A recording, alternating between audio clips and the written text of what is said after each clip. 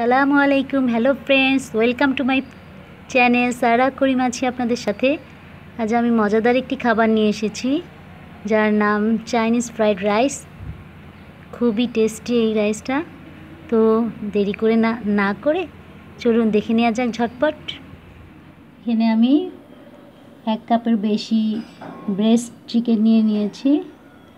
ছোট ছোট করে কেটে ম্যারিনেট করে রেখেছি। সয়া সস হাফ চামচ, আদা রসুন বাটা হাফ চামচ দিয়ে ম্যারিনেট করে রেখেছি 15 মিনিটের জন্য। এখানে বরবটি নিয়েছি, আপনার রুচি অনুযায়ী নিয়ে নেবেন। এখানে আমার আছে, আমি 1 কাপের মতো নেব। এবং গাজর কুচি নিয়েছি। চালটা আমার 1 কেজি আছে এখানে। এখন আমি রান্নায় চলে যাব। প্যানে তেলটা দিয়ে আমি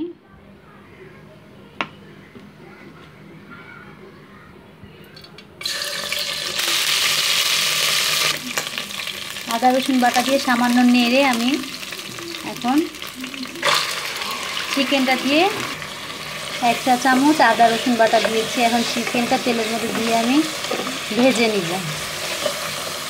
এখানে কোনো পানি অ্যাড করব না, চিকেন থেকে পানি বের হয়ে যাবে, তাতেই সিদ্ধ হয়ে যাবে। চিকেনটা আমার হয়ে গিয়েছে, আমি এরকম খুঁটি দিয়ে দেখে নিব, এই যে ভেঙে গেছে। এখন আমি জালটা জোরে বাড়িয়ে দিয়ে সবজিগুলো একে একে দিয়ে দিব। চাইনিজ ফ্রাইড রাইস রান্নার একটা নিয়ম হলো জোরে জালে হাই হিটে রান্নাটা করে নিতে হবে। এখন একে একে আমি সবজিগুলো দিয়ে দিচ্ছি।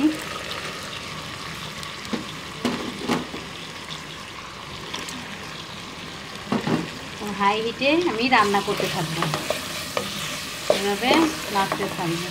সবজিটা পুরো সিদ্ধ হবে না, হাফ সিদ্ধ হবে। চাইনিজদের নিয়ম হলো এটা। আমি সামান্য লবণ দিয়ে নিব। সয়া সসে লবণ আছে, বুঝে শুনে লবণ দিতে হবে। এবং গোলমরিচের গুঁড়া 1 চা চামচের মতো দিয়ে আবার নাড়তে থাকবো।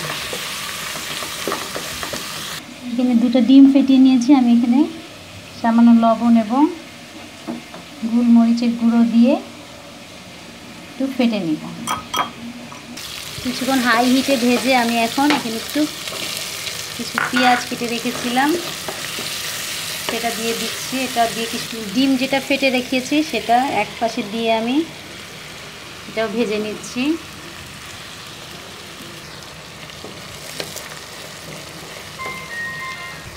ডিমটা আমি এভাবে ভেজে নিয়েছি। সব আবার মাখিয়ে নিচ্ছি। এখন আমি ভাতগুলো মিশিয়ে দিচ্ছি। অল্প অল্প ভাত দিয়ে এরকম ফোল্ড করে করে মিশাবো, সব একবারে দেবো না। এখানে আবার কতটুকু দিয়ে নিচ্ছি। এখন আবার একটু আমি লবণ মিশিয়ে নিব। একটু সয়া সস দেব,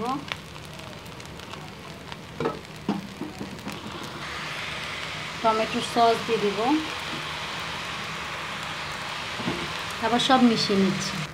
একটু গোলমরিচের গুঁড়া দিয়েছি আবার, এবং কাঁচামরিচ কুচি একটু পেরে সাজিয়ে দিচ্ছি। পর্যায়ে আমি এখানে একটু ঘি দিয়ে দিচ্ছি। ঘিটা দিলে একটু ফ্লেভারটা খুব সুন্দর হয়। আপনারা অবশ্যই ঘিটা ব্যবহার করার চেষ্টা করুন, ঘি অথবা বাটার। এখন আমি নামিয়ে পরিবেশন করছি। হয়ে গেল আমার চাইনিজ ফ্রাইড রাইস। তো বন্ধুরা, আমার এই রেসিপিটি যদি ভালো লেগে থাকে অবশ্যই লাইক এবং শেয়ার করবেন এবং সাবস্ক্রাইব করে আমার চ্যানেলের সাথে থাকবেন এবং বাসায় অবশ্যই তৈরি করে দেখবেন কেমন লাগে। তো আজ এই পর্যন্তই। আল্লাহ হাফেজ।